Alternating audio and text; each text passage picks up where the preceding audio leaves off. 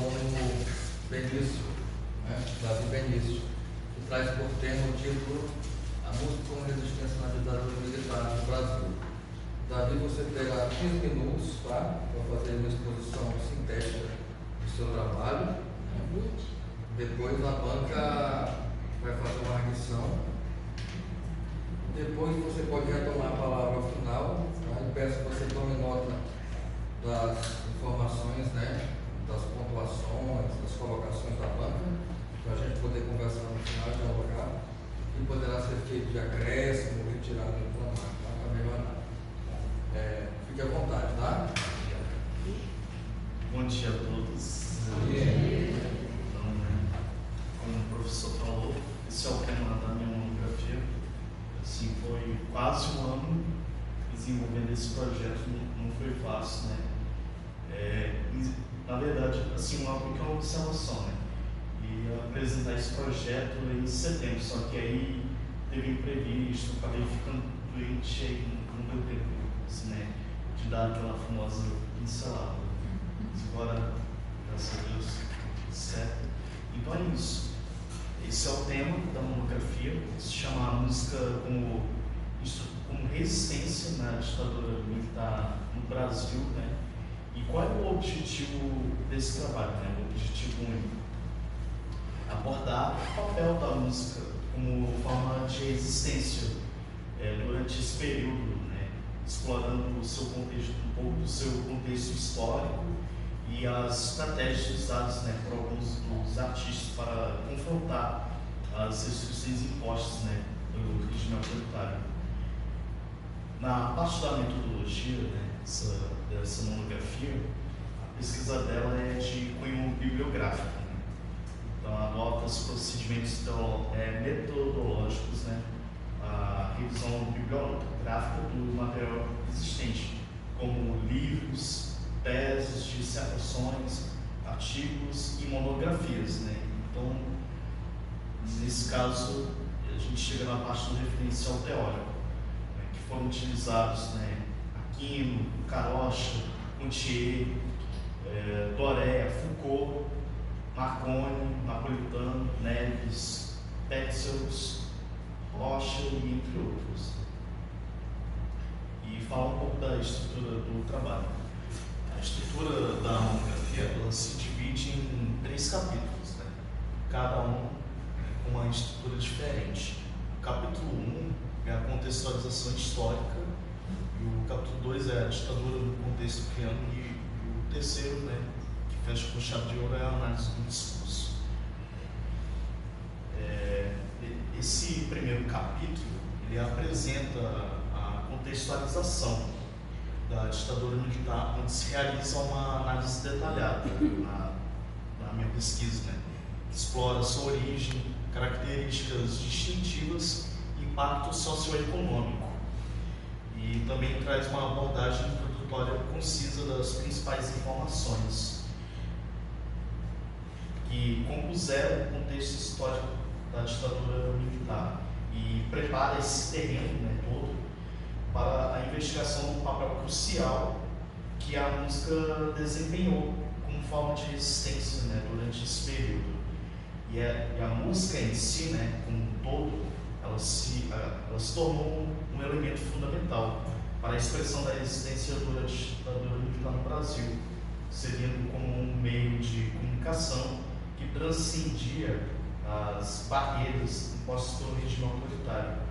E ao longo desse período conturbado, os artistas encontraram nas letras e melodias uma forma poderosa de compartilhar mensagens de protesto, solidariedade e esperança, conectando-se com o público de maneira profunda e emocional. O capítulo está dividido em 3 tópicos, né? O primeiro, e já entramos aqui no primeiro, que fala da repressão e censura, as famosas restrições da expressão artística. Onde isso começou? Começou um pouquinho lá atrás, em 1964. Antes de março era o João Goulart que governava o Brasil, e ele acabou sendo deposto por esse golpe.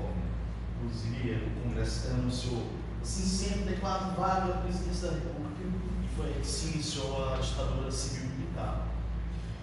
E 4 anos depois, a ditadura entrou no seu auge com o AI-5. O que foi o AI-5? O AI-5, para resumir, né, não tomar muito tempo, acabou, né, trazendo uma forma de repressão mais rígida, né, censurando artistas, censurando políticos, né, teve cassação na época, muita gente assim, foi perseguida e teve muito sofrimento, né, só para não prolongar muito. E com a ascensão dos militares ao poder, o regime implementou essa série, né, que acabei de falar, de medidas repressivas que afetaram profundamente a liberdade de expressão e produção cultural. A censura à imprensa, né, e as artes atingiram níveis alarmantes, obrigando os músicos e compositores a enfrentar desafios significativos ao tentar transmitir mensagens críticas ou subversivas. A música então se tornou essa forma de escapar das restrições, utilizando metáforas e alegorias para comunicar ideias de maneira velada, né? Então teve essa questão da metáfora, né, para fugir, né, do censor, né, para fugir da censura, né, que era imposta pela música como um todo.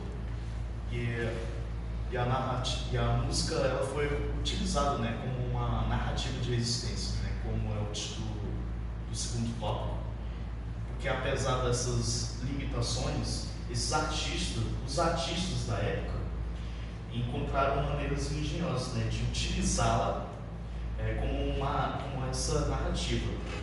Os compositores e intérpretes produziram canções que denunciavam as injustiças do regime e expressavam solidariedade com os oprimidos e convocavam a ação contra a repressão. Músicas como Para Dizer Que Não Falei das Flores, do Geraldo Vandré, Cálice, de Chico Buarque, Cálice, exemplificam a coragem dos artistas em desafiar o governo por meio de suas criações. Por exemplo, na música Cálice, né, o coro, né, que diz: afaste de mim esse cálice, Pai, afaste de mim esse cálice divino.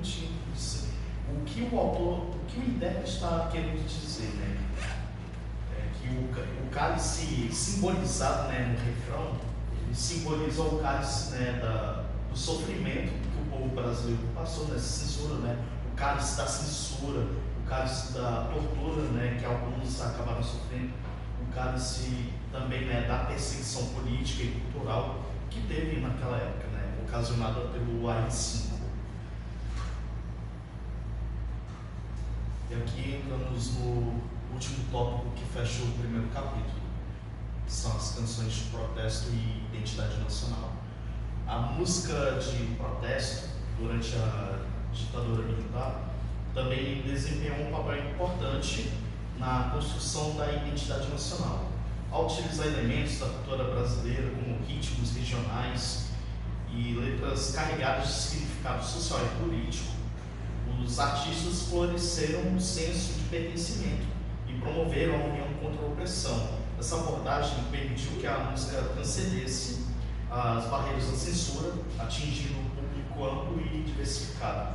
Então, aqui vários artistas renomados, como Chico Buarque, Caetano Veloso, Gilberto Gil, e Geraldo Vandré, Elis Regina e tantos outros, se destacaram como essas vozes críticas ao regime.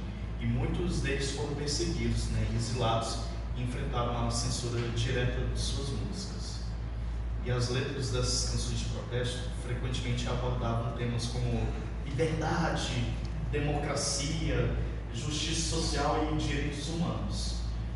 E muitas delas eram carregadas de metáforas e simbolismo para evitar a censura direta, tornando-as mais acessíveis ao público em geral.